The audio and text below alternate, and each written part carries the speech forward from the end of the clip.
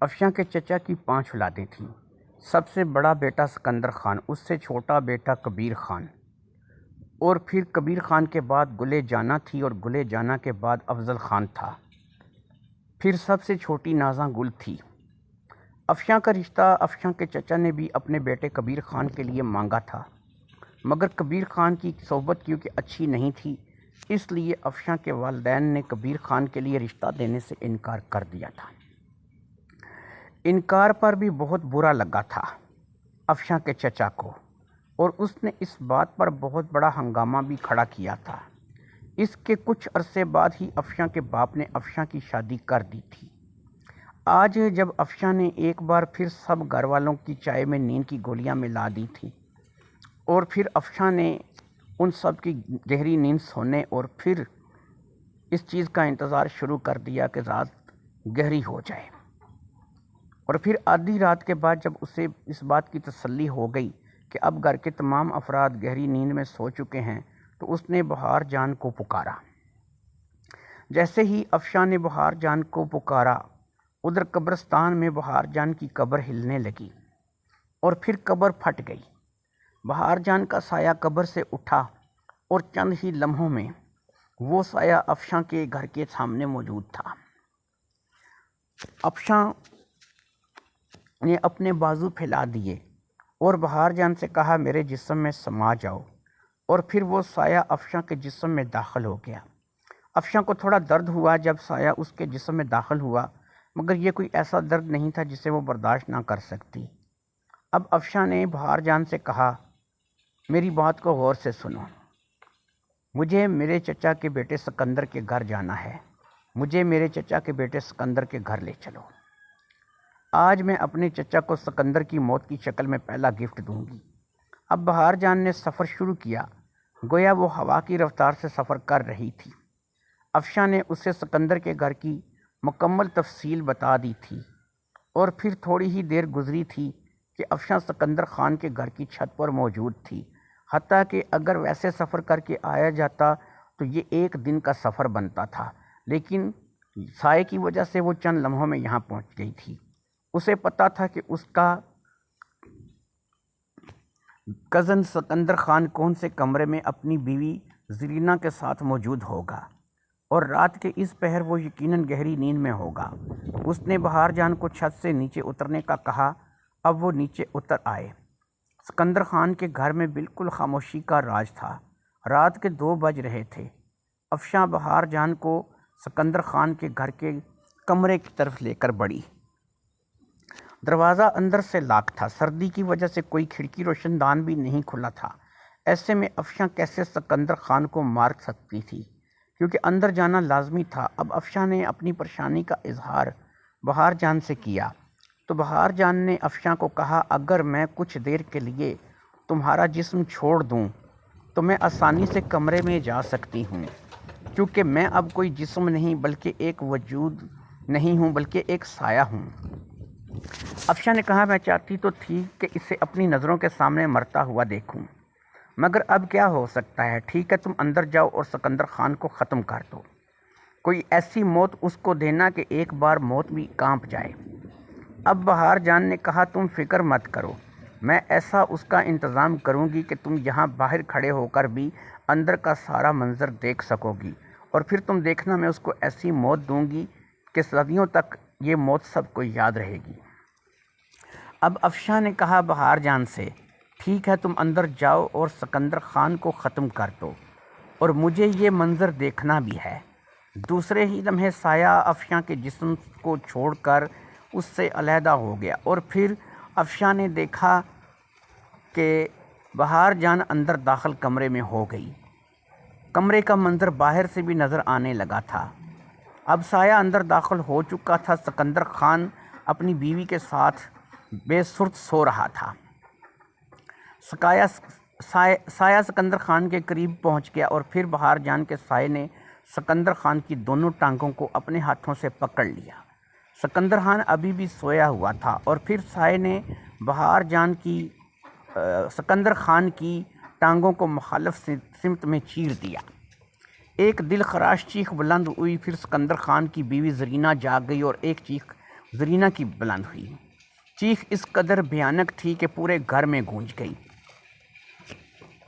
گھر کے افراد اٹھ گئے۔ ان کو یہ بھی اندازہ ہو گیا کہ چیخ سکندر خان کی ہے اور اس کے کمرے سے آئی ہے۔ وہ سب سکندر خان کے کمرے کے دروازے پر تقریباً بھاگتے ہوئے پہنچے۔ دروازہ اندر سے بند تھا۔ دروازے پر دستک دی گئی مگر دروازہ نہ کھلا اور پھر دروازے کو توڑنے کی کوشش شروع ہو گئی۔ سکندر خان کے دونوں بیٹے اصغر خان اور اسلم خان دروازے کو مسلسل ٹھوکریں لگا رہے تھے، اپنے کندھے مار مار کر توڑ رہے تھے، اور پھر اسی طرح دروازہ ٹوٹا تو نہیں مگر کھل گیا۔ اصغر خان، اسلم خان اور تسلیم خانم کمرے میں داخل ہوئے اور اندر کا منظر کسی قیامت سے کم نہیں تھا۔ سکندر خان کو کسی نے دونوں ٹانگوں سے چیر دیا تھا۔ وہ اندر کمرے میں دو حصوں میں کمرے میں خون میں لت پت پڑا تھا۔ اس کی لاش کے دو ٹکڑے ہو چکے تھے۔ یہ منظر سب کے لیے حیران کن تھا۔ سکندر خان کی بیوی ایک طرف کمرے میں بے ہوش پڑی تھی اور اس کے جسم پر بے پناہ خون کے دھبے تھے۔ کمرے میں خون ہی خون تھا مگر کوئی اور انسان کمرے میں موجود نہیں تھا۔ اصغر خان نے اسلم خان سے مشورہ کیا اور پھر اپنے دادا کو یعنی افشاں کے چچا کو فون کر دیا۔ تسلیم اصغر اور اسلم سے چھوٹی تھی۔ اسے یہ منظر دیکھ کر اس کی حالت خراب ہو چکی تھی۔ وہ مسلسل رو رہی تھی۔ اسے بار بار غشی کے دورے پڑ رہے تھے۔ وہ غشی میں جاتی اور پھر جیسے ہی اسے دوبارہ ہوش آتا وہ پھر سے رونے لگتی۔ افشاں نے جیسے ہی دیکھا کہ بہار جان نے سکندر کے دو ٹکڑے کر دیے ہیں اور سکندر کی بیوی نے ایک دل خراش چیخ ماری ہے اور ایک چیخ موت کے وقت سکندر نے بھی ماری تھی، تو افشاں نے فوری طور پر خطرے کا احساس ہوا اور پھر افشاں نے بہار جان کو پکارا۔ دوسرے ہی لمحے بہار جان افشاں کے جسم میں سما گئی اور پھر افشاں نے اس کو واپس گھر چلنے کے لیے کہا۔ چند ہی لمحوں میں وہ گھر پہنچ گئی اور پھر اس نے بہار جان کو جانے کے لیے کہا اور خود آ کر اپنے بستر پر لیٹ گئی۔ وہ تقریباً 2 بجے اپنے گھر سے اس کام کے لیے نکلی تھی اور اس کو یہ سارا کام مکمل کر کے گھر آنے میں صرف 6 منٹ لگے تھے، یعنی 2:06 ہوئے تھے، یعنی صرف 6 منٹ کے اندر وہ سکندر خان کے گھر جا کر اسے مار کر دوبارہ گھر بھی آ گئی تھی۔ عام حالات میں سکندر خان کے گھر کا 1 دن کا سفر تھا۔ اس کے اندر آگ لگی ہوئی تھی مگر آج وہ آگ تھوڑی کم ہو گئی تھی۔ وہ اپنے ماں باپ کو یاد کر کے روتی رہی اور پھر اسی طرح روتے روتے وہ سو گئی۔ اگلی صبح سکندر خان کی پراسرار موت کی خبر جنگل کی آگ کی طرح پھیل گئی۔ بات پہنچتے پہنچتے افشاں اور اس کے شوہر تک آ گئی۔ سب لوگ افسوس کرنے لگے اور سب نے کہا کہ وہ افشاں کا کزن تھا، ہمیں اس کی موت پر جانا چاہیے۔ افشاں نے بھی کہا ٹھیک ہے، مجھے کوئی اعتراض نہیں ہے، ہم سب اس کی تعزیت کرنے جائیں گے۔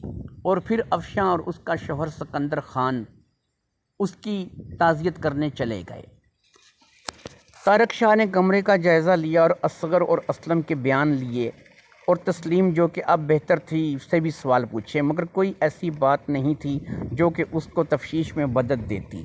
جس طریقے سے سکندر خان کو قتل کیا گیا تھا وہ کسی بے حد سخت دل آدمی کا کام تھا۔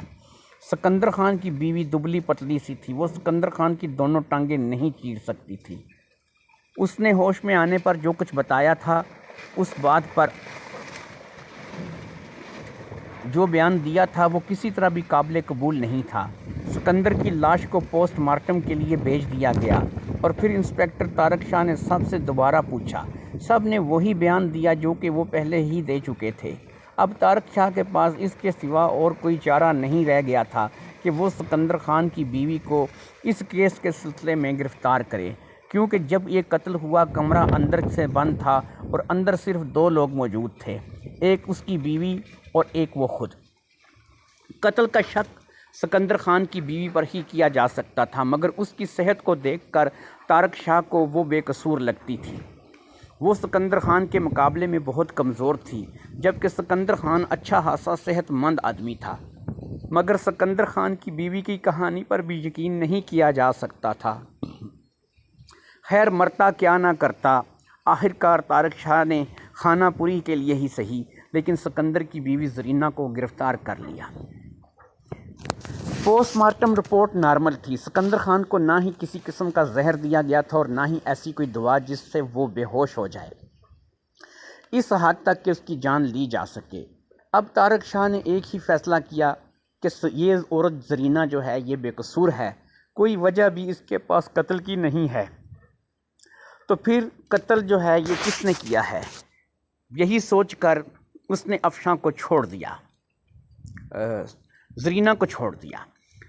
افشاں افسوس کر کے گھر آ گئی اور پھر روٹین کے مطابق اس رات پھر چائے میں ایک بار پھر گھر والوں کو نیند کی گولیاں ملا کر دیں۔ پھر اس نے رات کے گہرے ہونے کا انتظار شروع کر دیا۔ جیسے ہی اس نے محسوس کیا کہ سب لوگ گہری نیند میں چلے گئے ہیں تو اس نے حسب روایت بہار جان کو پکارا۔ قبرستان میں قبر ایک دفعہ پھر ہلنے لگی اور بہار جان پھر اس کے سامنے حاضر ہو گئی۔ اب چند لمحوں میں سایہ افشاں کے سامنے تھا۔ افشاں نے کہا، مجھے کچھ معلوم کرنا ہے، ایک آدمی کے بارے میں، جاؤ اور پتہ کرو، کیونکہ اب جو کام میں نے کرنا ہے اس کے لیے خطرہ بہت زیادہ ہے، مگر مجھے یہ کام کرنا ہے اور آج رات ہی کرنا ہے۔ اب سایہ واپس چلا گیا اور افشاں انتظار کرنے بیٹھ گئی، اور پھر بہار جان کا سایہ کافی دیر بعد لوٹ کر واپس آ گیا۔ اس نے افشاں کو آ کر بتایا کہ یہ کام تو نہیں ہو سکتا، یہ کام ناممکن ہے۔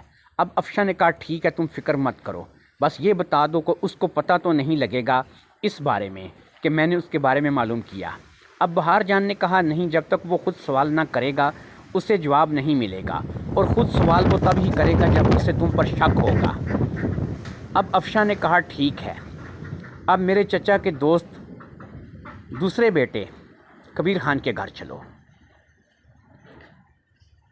کبیر خان زیادہ تر گھر سے باہر لاری اڈے پر رہتا تھا۔ وہ شراب اور چرس کے نشے کا عادی تھا اور لاری اڈے پر ہی رہتا تھا۔ وہ ایک بس کا ڈرائیور تھا اور زیادہ تر رات کا کھانا کھا کر بس میں ہی سو جاتا تھا۔ افشاں کو اس کی ساری روٹین کا اچھی طرح سے علم تھا، اس لیے اس نے بہار جان کو سب کچھ بتا دیا تھا۔ بہار جان کے ساتھ افشاں بس میں داخل ہو گئی۔ افشاں نے دروازہ کھولا اور